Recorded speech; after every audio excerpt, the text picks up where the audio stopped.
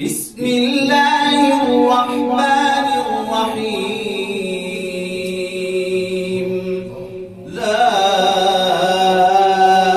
أقسم بيوم القيامة ولا أقسم بالنفس اللوامة. أيحسب الإنسان أن لن نجمع عظامه بلى قادرين على أن نسوي بنانه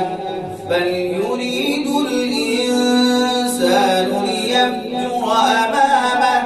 يسأل أيان يوم القيامة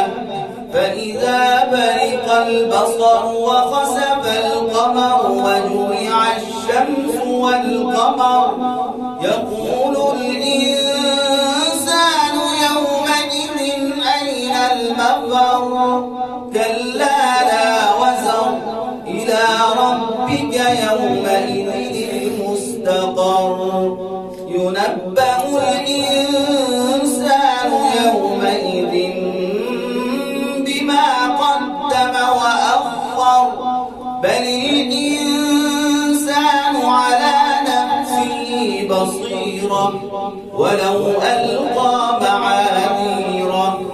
لا تحرك به لسانك لتعجل به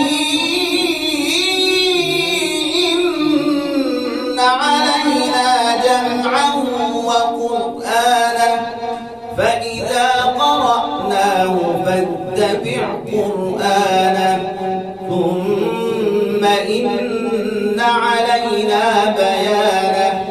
كلا بل تحبون العاجلة وتذرون الآخرة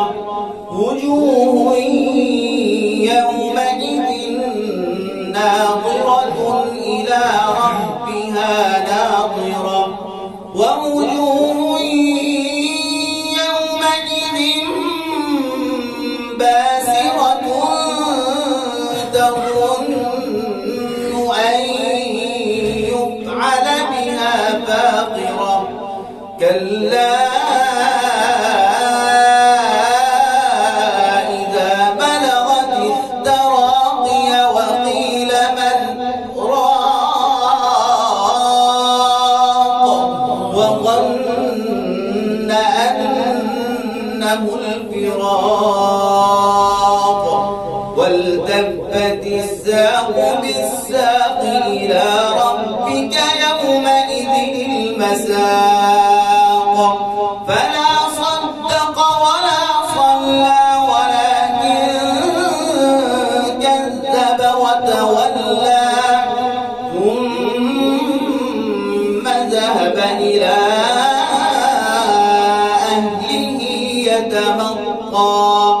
أولى لك فأولى ثم أولى لك فأولى أيحسب الإنسان أن يترك سدى ألم يكن نطفة من مني يمنى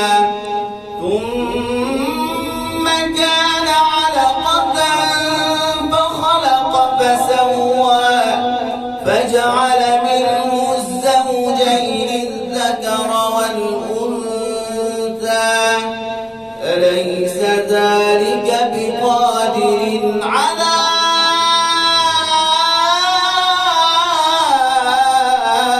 أن يحيي الموتى صدق الله